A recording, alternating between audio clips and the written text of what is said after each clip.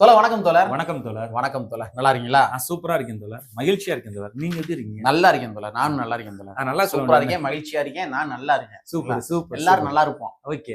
சரி. இன்னைக்கான அரசியல் காலத்துல எது சம்பந்தமாக விவாதிக்க போறோம் அப்படின்னா, சமூக வலைத்தளங்களை எங்கிட்டு திருப்பினாலும் சரி, செங்கோட்டையன் செங்கோட்டையன் செங்கோட்டையன். இவருடைய செய்திகள் தான் ரொம்ப பரபரப்பா போய் கொண்டிருக்கிறது. தலைவா, ஒரு சிட்டிங் எம்எல்ஏ தலைவா, ஒரு வார்டு உறுப்பினருக்கே கலவரம் நடந்துகிட்டு இருக்கு. ஊராட்சி மன்ற தலைவருக்கு கலவரம் வந்துகிட்டு இருக்கு. ஒன்றிய கவுன்சிலர் தலைவா அப்படி இருக்க டயத்துல வந்து பதவி அப்படியே தூக்கி எறிஞ்சிட்டு அப்படியே வந்தா அப்புறம் ஒபாமா ரேஞ்சுக்கு பில்டப் பண்ணி தானே ஆகணும். ஃபேமஸ் ஆயிட்டாரு. அதிமுக இருந்தப்ப கூட இந்த அளவுக்கு அவர் பிரபலம் ஆயிருப்பாரா அப்படின்றது தெரியவில்லை. தலைவா, அவர் ஒருவேளை திமுகவுக்கு போயிருந்தா கூட இவ்வளவு நேமா இருக்க முடியாது. வாய்ப்பு இல்ல ராஜா, வாய்ப்பு இல்ல. அதுக்கான முயற்சி பண்ணாங்க அவங்க, அதையும் நம்ம சொல்லிதான். ஆமா, ஆனா வந்து தாவேகாவோட இணைஞ்ச உடனே தாவேகாவே பப்ளிசிட்டி பண்ணிருச்சு. ஆமா, விர்ச்சுவல் வாரியர்ஸ் அதோட சேர்ந்து டிவி நியூஸ் சேனல் எங்க திரும்ப அந்த செய்தி தான். அதனால நாம மட்டும் அந்த செய்தியை பேசாம இருந்தோம் வச்சுங்க, தெய்வ குத்தாவாயிருக்கு. கண்டிப்பா. அதனால வந்து இன்னைக்கு நம்ம அது சம்பந்தமா விவாதிக்க போறோம். பர்டிகுலரா நம்ம என்ன பண்ண போறோம் அப்படின்னா, தமிழக வெற்றி கழகத்துல செங்கோட்டையன் அவர்கள் இணைஞ்சார் இல்லையா, அப்ப வந்து பிரஸ் மீட் கொடுத்தாரு. அந்த பிரஸ் மீட்ல எக்கச்சக்க விடயத்தை சொல்லியிருந்தாரு. பட் இருந்தாலும் அதுல முக்கியமான ஒரு விஷயத்தை வந்து பதிவு பண்ணாரு செங்கோட்டையன் அவர்கள். ரொம்ப முக்கியமான விஷயம். அந்த பர்டிகுலர் விடயத்தை எடுத்துதான் நாம இன்னைக்கு டீகோடிங் பண்ண போறோம். அப்படியா? ஆமா, ரொம்ப முக்கியமான விஷயம். சரிங்களா? அது என்ன, அதற்கு பின்னாடி அரசியல் என்ன என்பதனை இந்த காணொலியில கொஞ்சம் டீட்டெயிலா பார்த்துடலாம். நண்பர்கள் அனைவருக்கும் உரிமைகள் மலைக்காட்சியின் சார்பாக இனிய வணக்கம். நாங்க இப்படி வந்து பார்த்துட்டோம். இனி ஜென்மத்துக்கும் எங்களால குடிய முடியாது. அதனால நாங்க சண்டை போட போறோம். திருச்சியில் வேலை வாய்ப்பு. திருச்சி விமான நிலையத்திலிருந்து 5 கிலோமீட்டர் தொலைவில் அமைந்துள்ள திவ்யா என்கோ நிறுவனத்தில் வேலை வாய்ப்பு. Drilling machine operator, VTL operator, fitter, horizontal boring machine operator, turner, welder போன்ற பணிகளுக்கு ஆட்கள் தேர்வு செய்யப்படுகின்றது. மேற்கண்ட பணிகளில் அனுபவம் இல்லை என்றாலும் கூட பயிற்சி வழங்கப்படும். உணவு மற்றும் தங்குமிடம் இலவசம். திரையில் தெரியும் எண்களை பயன்படுத்தி உடனடியாக முன்பதிவு செய்து கொள்ளுங்கள். தோழர், செங்கோட்டையன் அவர்கள் இந்த பிரஸ் மீட்ல பர்டிகுலர் விடயத்தை சொன்னாருன்னு சொன்னோம் இல்லையா, அது என்னவென்று பார்ப்பதற்கு முன்னாடி முதல்ல உங்களுடைய பார்வையின் அடிப்படையில் இந்த இணைப்பு நிகழ்வு இருக்கு இல்லையா, இதை நீங்க எப்படி பாக்குறீங்க? செங்கோட்டையன் வந்து தமிழக வெற்றி கழகத்துல சேர்ந்ததை நீங்க எப்படி பாக்குறீங்க? அரசியல்ல வந்து அதாவது தமிழக வெற்றி கழகம் கட்சி தொடங்குறதுல இருந்தே ட்விஸ்ட் மேல ட்விஸ்டா வச்சுக்கிட்டே இருக்காங்க. ஆனா ஒரு மாநாடு நடந்துச்சு, அதுக்கடுத்து ஒரு அடுத்த மாநாடு இவ்வளவு கூட்டம் சேராங்க, பார்த்தா 10 லட்சம் பேர். அதுக்கடுத்து மாவட்டமா போனாரு, இவ்வளவு பேர் போக மாட்டாங்க அப்படின்னு சொன்னாங்க. பார்த்தா அங்க வந்து பெரிய ஒரு ஸ்டாம்பீடே நடந்துச்சு. நம்ம ஏன்னா ஆனா இப்படி பரபரப்பா பண்ணிக்கிட்டு இருக்கு. யாருமே கூட்டணிக்கு வர மாட்டாங்க, எந்த கட்சியில இருந்து வர மாட்டாங்கன்னு சொன்னாங்க. இப்ப அதுவும் கூட சாத்தியம் அடைந்திருக்கின்றன. கூட்டணிக்கு வர்றாங்களா வரலையா, ஆனா ஒரு கட்சி எம்எல்ஏ பதவியே தூக்கி எறிஞ்சிட்டு வந்திருக்காரு. கூட்டணிக்கு வர்றது ரெண்டாவது. கரண்ட் எம்எல்ஏ, சிட்டிங் எம்எல்ஏ, மிகப்பெரிய எம்ஜிஆர் காலத்துல இருந்து இன்ன வரைக்கும் அதிமுக வந்து கட்டி காத்த ஒரு நபர்ல வந்து செங்கோட்டையன் ஒரு ஆள். புரியுதுங்களா? பல முறை அமைச்சராக இருந்தவர். அப்படியாப்பட்ட நபர் வந்து எம்எல்ஏ பதவியை ராஜினாமா செய்து விட்டு தமிழக வெற்றி கழகத்தோட இணைந்திருக்கார் என்றால், எம்ஜிஆருக்கு பிறகு விஜய எம்ஜிஆராக இந்த மக்கள் ஏற்றுக்கொண்டார்கள் என்கின்ற ஒரு விடயத்தை செங்கோட்டையன் பதிவு செய்கிறாரு. இதை நான் எப்படி பாக்குறேன் அப்படின்னா, செங்கோட்டையன் அவர்கள் வந்து ஒரு பழம்பெரும் அரசியல்வாதி.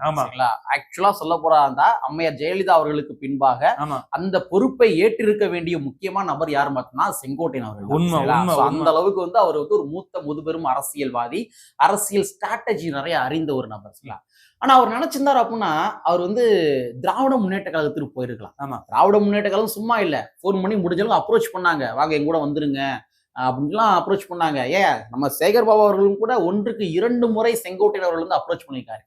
ஆனா அவ்வளவு பெரிய திராவிட முன்னேற்ற கழகம் என்று சொல்லப்படுகின்ற அந்த கட்சியை உதறி தள்ளிட்டு, உங்களுடைய இது எனக்கு வேணாம், உங்களுடைய ஆஃபர் வேணாம், நீங்க என்னதான் எனக்கு கொடுக்குறேன்னு சொன்னாலும் எனக்கு வேணாம் அப்படின்னு சொல்லிட்டு தமிழக வெற்றி கழகத்தை செங்கோட்டையன் அவர்கள் தேர்ந்தெடுக்கின்றார். அப்படின்னா ஒரு மூத்த முதுபெரும் அரசியல்வாதி தமிழக வெற்றி கழகத்து மேல நம்பிக்கை வைத்திருக்கின்றார். அதுதான் அடுத்து ஒரு மிகப்பெரிய கட்சியா உருவெடுக்க போகின்றது அப்படின்றத அவர் நம்பி இருக்கிறாரு. அதனாலதான் அங்க போயிருக்காரு. தலைவா, எம்ஜிஆர் வந்து இதே மாதிரிதான் சினிமா துறையில இருந்து திமுகவுக்கு வந்து அண்ணாவோட பயணித்த எம்ஜிஆர் அவர்கள் வந்து தேர்தலுக்கு வரும்போது வந்து அன்னைக்கு நம்பி களத்துல நின்றாரு, வெற்றியை கண்டாரு எம்ஜிஆர். எம்ஜிஆர் இருக்கிற வரைக்கும் யாரும் தமிழ்நாட்டுல முதலமைச்சர் வர முடியல. திமுகவினர் வந்து கூத்தாடின்னு சொன்னாங்க. ஆமா, யாரும் வர முடியல. ஆனா இன்னைக்கு அதே செல்வாக்கு வந்து விஜய் அவர்களுக்கு இருக்கு அப்படின்றது வந்து செங்கோட்டையன் தெரிஞ்சிருக்கிறார். நம்ம திமுக முன்னாடி திமுகவும் ஒண்ணும் அப்படின்ற ஒரு ஸ்டேட்மெண்ட் சொல்லிருக்காரு. ஆமா, இன்னொரு விஷயம் சொல்லிடுவோமே, அதாவது செங்கோட்டையன் மட்டும் இணையவில்லை. ஆமா, திருப்பூரை சார்ந்த திருப்பூர் எம்பி, முன்னாள் எம்பி சத்யபாமா அவர்களும் கூட தமிழக வெற்றி கழகத்தில் இணைந்துள்ளார். இன்னும் பல்வேறு அதாவது அதிமுகவில் இருந்த சட்டமன்ற நாடாளுமன்ற உறுப்பினர்கள் எக்ஸ்ஆர் கரண்ட்ல இருக்கவங்க இன்னும் நிறைய பேர் வந்து இணைவதாக சொல்கிறார்கள். சரி, நம்ம இன்ட்ரோடக்ஷன்ல ஒரு விஷயம் சொன்னோம் தெரியுமா? அதாவது செங்கோட்டையன் அவர்கள் அந்த பிரஸ் மீட் கொடுக்குறப்ப அந்த பிரஸ் மீட்ல முக்கியமான ஒரு விடயத்தை பதிவு பண்ணாரு. அதைத்தான் நம்ம டீகோடிங் பண்ண போற சொன்னோம் இல்லையா? ஆமா, அந்த விடயம் என்னன்றதை நம்ம முதல்ல பாத்துருவோம். சரியா? அதாவது அந்த பேட்டியில செங்கோட்டையன் அவர்கள் என்ன சொல்றாருன்னா, முக்கியமான விடயத்தை பதிவு பண்றாரு. அதாவது தமிழக வெற்றி கழகத்துக்கு 28% வாக்கு வங்கிகள் இருக்கின்றது அப்படின்றத அவர் வந்து மென்ஷன் பண்றாரு. பட் கைதட்டிக்கிறேன் தலைவா, தலைவா கைதட்டிக்கிறேன் தலைவா, 28% வாக்கு வங்கிகள் இருக்கு அப்படின்னு பதிவு பண்றாரு. ஆனா இந்த இடத்துல நமக்கு ஒரு சின்ன முரண்பாடு இருக்குது. அதே மாதிரி அந்த முரண்பாட்டை ஜஸ்டிஃபை பண்ணுவதற்கும் கூட காரணங்களும் இருக்கின்றது. சோ முரண்பாடு என்ன அப்படின்னா, தமிழக வெற்றி கழகத்துல இன்று வரைக்கும் அந்த கட்சியில் இணைந்துள்ள உறுப்பினர்களுடைய எண்ணிக்கை எவ்வளவுன்னு பார்த்தோம்னா 1.5 கோடி. சரிங்களா? 1.5 கோடி. இந்த 1.5 கோடி என்பதும் சாதாரணமா இணையவில்லை. சும்மா ஏனோ தானே சொல்லி ஒரு ஃபார்மை வாங்கி அவங்களா வந்து பதிவு பண்ணி, வாப்பா உன் பேர் என்ன, ஊர் என்ன, அப்பா பேர் என்ன, ஆத்தா பேர் என்னலாம் கேட்டுலாம் அவங்க பதிவு பண்ணல. அவங்க எப்படி பதிவு பண்ணிருக்காங்கன்னா, ஆன்லைன் எல்லாமே ஆன்லைன்ல ஓட்டர் ஐடி அப்லோட் பண்ணாதான் அது உறுப்பினரா வந்து சேர முடியும், உறுப்பினர் அட்டையை பெற முடியும். சரிங்களா? அப்ப அபிஷியலாவே அவங்க என்ன பண்ணிருக்காங்கன்னா 1.5 கோடி உறுப்பினர்களை வைத்துள்ளார்கள். நம்ம தமிழ்நாட்டுல பதிவான வாக்குகள் இருக்கு இல்லையா? கடந்த 2024 எலெக்ஷன், எம்பி எலெக்ஷன், அதுல பதிவான வாக்குகள் எவ்வளவு பார்த்தோம்னா 4,34,58,875 வாக்குகள் தலைவா. சரிங்களா? சோ இத வந்து நம்ம வந்து அந்த 1.5 கோடியை வச்சு டிவைட் பண்ணி பார்த்தோம் அப்படின்னா தமிழக வெற்றி கழகத்துக்கு 23% வாக்கு வங்கிகள் சாலிடாக இருக்கின்றது. 23% வாக்குகள் வந்து சாலிடா இருக்கு. ஆனா செங்கோட்டையன் அவர்கள் என்ன சொல்றாரு? 28% வாக்குகள் இருக்குன்றாரு. அந்த முரண்பாடு என்ன தலைவா? 28% அப்படின்றது என்ன அப்படின்னு பார்த்தோம். இந்த இடத்துல நம்ம பார்க்கணும் அப்படின்னு பார்த்தோம்னா, கொங்கு மண்டலத்துல செங்கோட்டையனுக்குன்னு ஒரு செல்வாக்கு இருக்கு.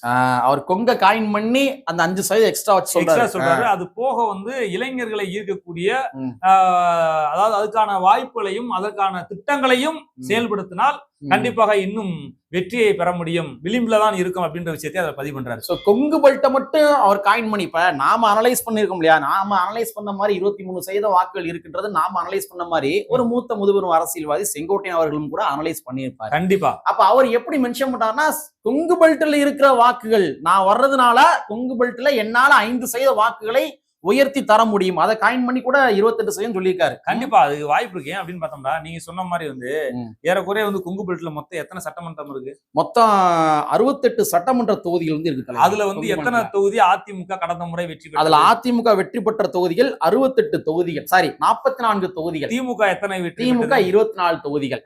அப்ப வந்து கடந்த முறை அதிமுக வந்து அதிகமான இடங்களை கைப்பற்றியது. இந்த முறை அதே மாதிரி வந்து திமுகவும் ஓரளவு 24 பாதி. ஆனா இதுக்கு வந்து முக்கியமான காரணம் என்ன அப்படின்னு பார்த்தோம்னா, செங்கோட்டையனுடைய களப்பணி தான் இதற்கு முக்கியமான காரணம். இப்ப செங்கோட்டையன் வந்து தாவேகாவுக்கு சென்றதன் விளைவாக விஜய் அவர்கள் ஒரு 25 இடத்தை வெற்றி பெறுவதற்கு வாய்ப்பு இருக்கிறது. அதே மாதிரி அதிமுக இருக்கு இல்லையா, அவர்களும் ஒரு 20 இடத்தை வெற்றி பெறுவதற்கு வாய்ப்பு இருக்கிறது. திமுக வந்து 15 இடமோ 14 இடமோ வெற்றி பெறுவதற்கு வாய்ப்பு இருக்கு. கண்டிப்பா. அதாவது வந்து என்னன்னா, இப்ப செங்கோட்டையன் அவர்கள் போவதன் மூலமாக அதிமுகவும் ஒரு பெரும் பின்னடைவு. அதிமுக வாக்குகளை தூக்கி அப்படியே தமிழக வெற்றி கழகத்துக்கு அந்த கொங்கு பெல்ட்ல கொடுப்பதற்கு வாய்ப்பு இருக்குது. அதோடு மட்டும் இல்லாம இங்க அதிமுக மட்டும் பலவீனப்படும் பேச முடியாது. திமுக பலவீனப்படுகின்றது. 2 கட்சிகளுமே அதாவது வந்து ஏறக்குறைய 1967 இருந்து திமுகவும் அதிமுகவும் மாறி மாறி தமிழ்நாட்டை ஆட்சி செய்தார்கள். ஆகிய இந்த 2 கட்சிகளுக்குமே மிகப்பெரிய ஒரு டிராபேக்கை தமிழக வெற்றி கழகம் உருவாக்கி இருக்கிறது. செங்கோட்டையனால் மிகப்பெரிய ஒரு பாதிப்பு ஏற்படும். அதான் அவர் வந்து செங்கோட்டையன் அவர்கள் தமிழக வெற்றி கழகத்துக்கு போவதன் மூலமாக அதிமுகவுடைய வாக்குகள் வந்து பிரிக்கின்றார். அதே வேளையில திமுக மீது அதிருப்திகள் இருக்கின்றவர்கள் இருப்பாங்க இல்லையா, அவங்களுடைய வாக்குகளும் கூட தற்பொழுது பிளவுபடுவதற்கு வாய்ப்புகள் இருக்குது. அதாவது சில பேர் இருப்பாங்க, எப்ப அதிமுக இந்த வட்டம் அதிமுக போடுவோம், இல்லையா நாளைக்கு திமுக போடுவோம். இந்த மக்களுடைய மனநிலை அவ்வளவுதான். இன்னைக்கு திமுக போடுறோமா, நாளைக்கு அதிமுக போடுவோம், அடுத்த வட்டம் அதிமுக போடுவோம், இப்படி மாறி மாறி ஓட்டு போட்டுருக்காங்க. அப்ப இன்னைக்கு ஒரு புதியதாக ஒரு கட்சி என்று வருகின்ற பொழுது அந்த கொங்கு பெல்ட்ல அதிமுகவுக்கும் திமுகவுக்கும் வாக்களித்த நபர்கள், அதிருப்தி நபர்கள் இருப்பாங்க இல்லையா, அவங்களுடைய வாக்குகள் தமிழக வெற்றி கழகத்துக்கு போகிற வாய்ப்பு இருக்கு. சோ அது எல்லாமே கால்குலேஷன் பண்ணி தான் அவர் மேபி ஒரு 28% வாக்குகள் தமிழக வெற்றி கழகத்துக்கு இருக்குதுன்றத அவர் மென்ஷன் பண்ணிப்பாரு நினைக்கிறோம். நம்ம கண்டிப்பா நீ 28% வாக்குகள் வந்து ஒரு ஒரு ஒரு பொலிட்டிக்கலா ஒரு ஸ்ட்ராட்டஜிஸ்டா இருந்த அதிமுகவுக்கு எம்ஜிஆருக்கும் சரி ஜெயலலிதாவுக்கும் மிகப்பெரிய ஸ்ட்ராட்டஜிஸ்ட் யாரு அப்படின்னு பார்த்தோம்னா செங்கோட்டையன் தான். கண்டிப்பா அவர் ஒரு ஸ்டேட்மெண்ட் கொடுத்திருக்காரு அப்படின்னா, அப்ப இந்த 28% வாக்கு சதவீதம் என்பது கண்டிப்பா ட்ரூவா தான் இருக்கும். இதுல இது வந்து பொய்யா இருக்க வாய்ப்பே இருக்காது. ஏன்னா இதனால இது வந்து பாத்தோம்னா ஒரு விளிம்புல சொல்றாரு, வெற்றியின் விளிம்பு. இதுதான் மெயினான பாயிண்ட். அவர் சொல்ற செங்கோட்டையன் என்ன சொல்றாருன்னா, தமிழக வெற்றி கழகம் வந்து வெற்றியின் விளிம்பில் இருக்கிறது. ஏறக்குறைய 5% 10% வாக்குகள் தான் எங்களுக்கு தேவை இருக்கிறது. அந்த கூட்டணியின் மூலமா அல்லது வந்து இளைஞர்களை திரட்டுவதன் மூலமாக யுத்தியல் மூலமாக கூட நாங்க ஆட்சி அமைப்போம்ன்ற ஒரு கான்செப்ட் சொல்லி வர்றாரு. அதுதான் இப்போ வந்து தமிழக வெற்றி கழகம் இது வரைக்கும் எப்படி இருந்துச்சு அப்படின்றத வந்து நம்ம வந்து நம்மளோட யூடியூப் சேனல் இது வரைக்கும் விஜய் முதலமைச்சர் ஆவார்னு சொன்னதே கிடையாது. ஆமாங்களா? ஒரு மிகப்பெரிய பிரச்சனை திமுகவுக்கு இருக்குது அப்படின்றத நம்ம சொல்லிட்டே வரோம்.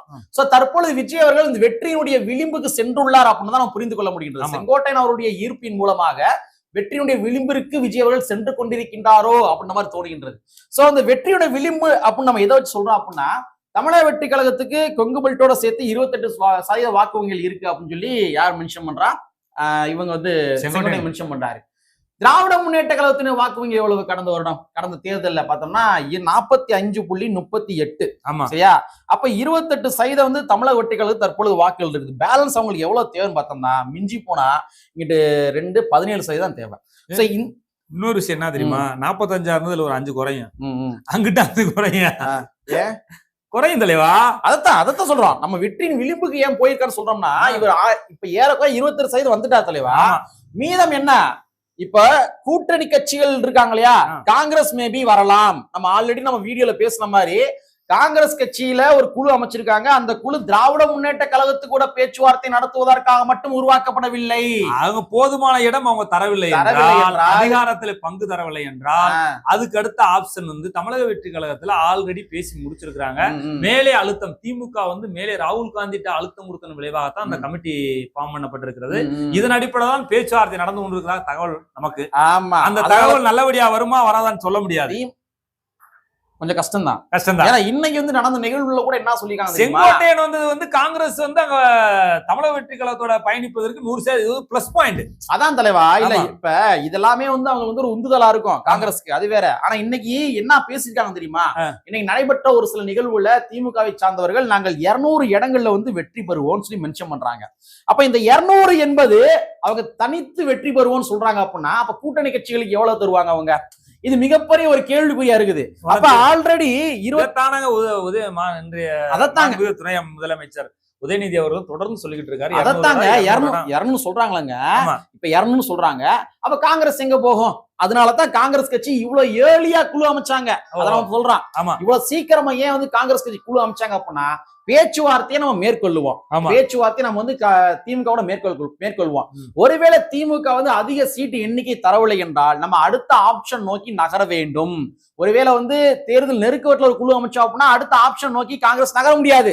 அதனாலதான் அவங்க ப்ரீவியஸாவே என்ன பண்றாங்க, ஒரு குழு அமைக்கிறாங்க. அந்த குழு இன்கேஸ் சக்சஸ் ஆகல அப்படின்னா அவங்க தமிழக வெற்றி கழகத்துல போவதற்கு வாய்ப்புகள் இருக்குது. அப்ப அது பேலன்ஸா இருந்து கொண்டிருக்கின்ற அந்த 15% வாக்கு வங்கிகளை 17% வாக்கு வங்கிகளை காங்கிரஸ் மேபி பெற்று தரலாம். காங்கிரஸ் வெளியே வந்துச்சு அப்படின்னா கூடவே விடுதலை சிறுத்தை கட்சி வருவதற்கு வாய்ப்புகள் இருக்குது, கூடவே கம்யூனிஸ்ட் வருவதற்கு வாய்ப்புகள் இருக்குது, இதரப்பின கட்சிகள் வருவதற்கு வாய்ப்பு இருக்குது. அப்ப வெற்றியின் விளிம்பில் விஜய் அவர்கள் சென்று கொண்டிருக்கின்றார் அப்படின்றத நான் புரிந்து கொள்ள முடியும். தலைவா, இந்த மந்த் ஆஃப் நவம்பர் தான் தலைவா. இன்னும் டிசம்பர் இருக்கு, ஜனவரி இருக்கு, பிப்ரவரி இருக்கு, மார்ச் இருக்கு, ஏப்ரல், மே, ஜூன்ல தான் எல்லாமே. ஏப்ரலுக்கு மேலதான் எலெக்ஷன் வச்சுங்களேன். அப்ப இந்த 5 மாதங்கள்ல இந்த ஏப்ரல் வரைக்கும் என்ன வேண்டாலும் தமிழ்நாடு நடக்கும். வாட் எவர் நம்மளா டிசைட். செங்கோட்டையன் வருவான்னு சொல்லி இதுவரைக்கும் யாரும் எதிர்பார்த்து இதெல்லாம் வந்து யாருமே வந்து ப்ரிடிக்ஷன் பண்ணவே இல்லை இதுவரைக்கும். அவர் விலகிட்டாங்கன்னு தெரியும். அவரு அதிமுகல போவாரு, பிஜேபியோட போவாரு, திமுகவோட போவாருன்னு இருந்துச்சு. திமுக தான் போவாருன்னு நினைச்சாங்க எல்லாருமே. ஏன்னா வந்து ஆல்ரெடி மைத்ரேயன் போய் சேர்ந்துட்டாப்ல, அன்வராஜா சேர்ந்துட்டாப்ல, சேகர் பாபு அதுக்கு முன்னாடியே போய் சேர்ந்துட்டாப்ல, செந்தில் பாலாஜி போய் சேர்ந்தவர் தான், அதுக்கு முன்னாடி அப்பாவு போய் சேர்ந்தவர் தான். இந்த மாதிரி திமுக வந்து அதிமுக வந்து யார் வந்தாலும் சரி சேர்த்து வச்சுக்கிடுவாங்க. அவங்க கொள்கை கோட்பாடு அதெல்லாம் வந்து கிடையாது. அவங்க தேவை வந்து வெற்றி. இவங்க வெற்றியை போக்கஸ் பண்றப்ப தமிழக வெற்றிகளும் வெற்றியை தானே போக்கஸ் பண்ணோம். நீங்க கொள்கை பேசினா பரவாயில்ல, இல்ல நாங்க அதிமுக வந்தவங்க நாங்க சேர்க்க மாட்டோம் அப்படின்னு கொள்கை பேசினா பரவாயில்ல, நீங்க சேர்த்துக்கிறப்ப அப்ப அவங்களும் சேர்க்க தானே செய்வாங்க. தமிழக கட்சி இதுல யாரும் ஜஸ்டிஃபை பண்ணவே முடியாது, யாரும் பிளேம் பண்ணவே முடியாது. ஒரு கட்சி வந்து வளர்ச்சி அடையணும், ஆளுங்கட்சியா மாறணும் அப்படின்னு பார்த்தோம்னா எந்த கட்சி பிடிக்கலையோ அந்த கட்சிக்கு வரும்போது ஜனநாயகத்தின் அடிப்படையில் வந்து வரவேற்பதானே மனித மாண்பு, அதானே மனித நேயம். அதான் ஆனா இவரை சேர்த்துக்க மாட்டேன், இவரை வச்சுக்க மாட்டேன் அப்படின்னா அது வந்து ஜனநாயகத்துக்கு முரணான செயல். ஆமா. சோ அந்த மாதிரி சோ தமிழக வெற்றி கழகத்தினுடைய விஜய் அவர்கள் வெற்றியின் விளிம்பிற்கு சென்று கொண்டிருக்கின்றார் அப்படின்ற மாதிரி தான் புரிந்து கொள்ள முடிகின்றது. இப்ப இதெல்லாமே யாருக்கு வந்து ஒரு பிளஸ் பாயிண்ட் பார்த்தோம்னா திராவிட முன்னேற்ற கழகத்துல இருக்கிற கூட்டணி கட்சிகளுக்கு மிகப்பெரிய பிளஸ் பாயிண்ட். ஆமா, சொல்லி அதிகமான இடங்கள் கேட்பதற்கு. ஆமா, ஏன்னா வேற வழி கிடையாது. இங்க வந்து தமிழக வெற்றி கழகத்தினுடைய பலம் சேர சேர சேர சேர சேர இங்க என்ன நடக்கும் அப்படின்னா திமுகவுக்கு தான் மிகப்பெரிய நெருக்கடி. அதிமுக தோல்வி அடையும், அது வேற. ஆனா திமுகவுக்கு மிகப்பெரிய நெருக்கடி வந்து கொண்டிருக்கின்றது. ஆமா, கூட்டணி கட்சிகளுக்கு வந்து அதிகமான இடங்கள் கொடுத்தால் தான் அவர்களை தக்க வைக்கணும். இல்ல அவங்க அந்த மக்கள் வந்து அவங்களுக்கு ஓட்டு போடுவாங்க. தொண்டர்கள் அதிருப்தி அடைவாங்க. நீ கம்மியா சீட்டு கொடுத்தா உனக்கு ஓட்டு போடுறேன், விஜய் ஓட்டு போடுறேன் அப்படின்னு போயிட்டு என்ன பண்ண முடியும்? அப்ப கூட்டணி கட்சிகளையும் அரவணைக்க வேண்டிய தேவைகள் இருக்கின்றது. இதுவரைக்கும் திராவிட முன்னேற்ற கழகத்தை நம்பிதான் கூட்டணி கட்சிகள் இருந்தாங்க. ஆனா இந்த 2026 தேர்தல் என்பது கூட்டணி கட்சிகளை நம்பிதான் திராவிட முன்னேற்ற கழகம் இருக்க வேண்டிய சூழலுக்கு தள்ளப்பட்டுள்ளது என்பதுதான் நிதர்சனமான உண்மை. இன்னைக்கு மட்டும் இல்ல தலைவா, அவங்க திமுக ஆட்சியை பிடிச்ச காலத்துல இருந்தே கூட்டணி கட்சியின் மூலமா தான் ஆட்சி அமைத்திருக்கிறாங்க. அதனாலதான் இப்ப ரொம்ப அப்பட்டமா வெளியே தெரியல. காலத்துல வந்து அவங்க பேசும்போது மேடைகள்ல மைனாரிட்டி திமுக தான் அந்த வார்த்தையை பயன்படுத்துவாங்க, வேற வார்த்தை பயன்படுத்த மாட்டாங்க. ஓகே, சோ இந்த மாதிரி தமிழக வெற்றி கழகத்தினுடைய செங்கோட்டையன் அவர்கள் பேசின அந்த ஒட்டுமொத்த ஸ்பீச்சுகள்ல நம்ம பின் பாயிண்ட் பண்ணி எடுத்து சொல்வதாக இருந்தா இந்த 28% என்பதனை நம்ம விவாதிக்க வேண்டிய தேவை இருக்குது. ஸோ அதான் நம்ம எடுத்து டீகோடிங் பண்ணியிருக்கோம். ஸோ இனி வரப்போகும் காலங்களில் அரசியல் நகர்வுகளில் யாரெல்லாம் வந்து சேர போறான்னு தெரியல. அப்படியே பயங்கரமான பரபரப்பாக போய்க்கு இருக்குது. தமிழ்நாட்டில் இருக்க அத்தனை ஊடகங்களுக்குமே கண்டென்ட் கிடைத்து கொண்டிருக்கின்றது. அத்தனை நபர்களுமே அரசியல் மயப்பட்டு கொண்டிருக்கின்றார்கள் என்பது நிதர்சனமான உண்மை. அனைவரும் அரசியல் படுவோம், அதிகார வர்க்கங்களை நோக்கி கேள்வி எழுப்போம், அது யாராக இருந்தாலும் சரி என்பதனை கூறிக்கொண்டு கற்பி ஒன்று சேர் புரட்சி செய்யும் புரட்சியாளர் அம்பேத்கருடைய வரியை கூறிக்கொண்டு நிறைவு செய்கின்றோம். நன்றி, வணக்கம்.